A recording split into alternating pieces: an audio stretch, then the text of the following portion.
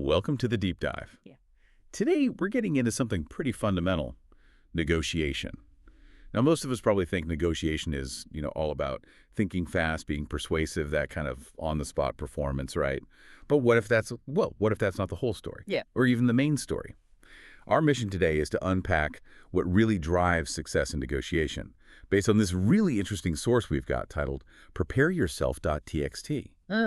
It boils things down to something surprisingly simple, but really powerful. We want to explore that and see how it might change the way you think about your next big conversation. Okay, let's get into it. So the common idea is it's like this verbal chess match played right there in the moment, very spontaneous feeling. It does feel that way. And honestly, that's where a lot of people, well, they miss the point. What this source, prepareyourself.txt, makes crystal clear is that, talking matters, persuasion matters, but the absolute key, the real foundation for success, it's solid preparation. Preparation, okay. Now, I know that sounds almost obvious, right? Yeah. But the implications are actually pretty deep when you dig into what kind of preparation we're talking about. Right. It's more than just a quick look over, I guess. The document really emphasizes knowing your case inside and out.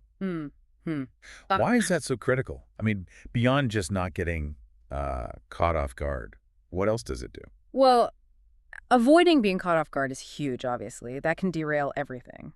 But it's more than defensive. When you truly know every detail, every number, every potential sticky point, it gives you this incredible confidence. Okay, confidence. Yeah, unshakable confidence. You speak with authority. You're not scrambling. If an objection comes up, you're not just deflecting. You can actually address it calmly, maybe even use it to your advantage. Yeah, I see. So it shifts from defense to offense almost. In a way, yeah.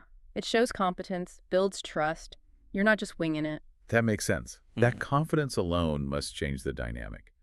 Okay, so prep helps defend your position. But the source also talks quite a bit about alternatives, doesn't it? It's not just about protecting your main idea. Exactly. This is where it gets really strategic. Good preparation isn't just about knowing your stuff. It's about anticipating. You think ahead, what if they say no to this? What are the likely roadblocks? And because you've thought it through, you can develop real alternatives, backup plans, plan B, plan C. Which you wouldn't have if you were just focused on the performance aspect. Precisely. And bringing those alternatives forward isn't a sign of weakness. It actually signals seriousness. It shows you're thoughtful, resourceful. It tells the other side you're genuinely invested in finding a workable solution, not just ramming through your first proposal. It really ups your chances. Yeah, and it makes you wonder, how many times do we go in without a real plan B? Probably more often than we'd like to admit, I suspect. Definitely guilty of that myself sometimes. So the document uses this great analogy to really hammer this home. It says preparing for negotiation is like prepping for a game. Can you unpack that a bit? Oh, yeah, that's a really good one. It's spot on. Think about it. Prepping for a game means knowing the field, right? The context, the rules, the situation. It means knowing your opponent, their style, their strengths, their weaknesses, what they might do. And crucially, knowing your own strengths.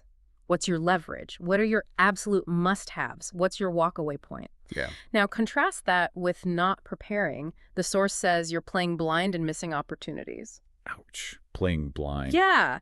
It means you're reactive, not proactive. You're likely to miss chances to gain ground, or you might agree to something less than ideal just because you haven't thought through your own limits or potential. So it's not just a disadvantage. It's actively setting yourself up for a worse outcome. Exactly. It's the difference between having a strategy and just, hoping things work out. Okay, that's really clear. Yeah. So thinking about our listener now, someone's got a negotiation coming up, maybe big, maybe small. Yeah. Based on the source, what are the concrete, actionable things they should do beforehand? How do they actually do this preparation? Right. Practical steps. Prepareyourself.txt is actually very clear on this. It boils down to three main things. First, really take the time to review your materials. Don't just skim. Understand them deeply. That's review. Got it. Second, actively anticipate the questions you might get asked. Think about the tough ones, the awkward ones, and, crucially, think about your answers. Anticipate questions and prepare answers. Right. And third, prepare those alternatives and backup plans we talked about. What happens if plan A doesn't fly? Have something ready. Alternatives ready. Makes sense. And the source is pretty direct about the payoff. It says these steps make all the difference. Simple, but powerful. That really lands. So wrapping this up, our deep dive into prepareyourself.txt points to a very clear conclusion. Negotiation success isn't really about luck or magic. It's fundamentally about solid, intentional preparation. Understanding that, truly internalizing it, could really change the game for anyone listening. It shifts you from reacting to actually directing the conversation. And maybe a final thought to consider. If you spend just a bit more time on that prep, think about the ripple effects. Sure, you might get better outcomes in the negotiation itself, but what about your confidence going in, the reduction in stress, that feeling of being ready? That's a great point. Less stress is always good. So the question for you, the listener, might be, what's the most valuable insight you take away from seeing preparation as this kind of negotiation superpower? Does it change how you'll approach things? We really hope this discussion gives you something tangible to think about. Maybe reflect on your own negotiation habits and see if focusing more on preparation could make that difference the source talks about.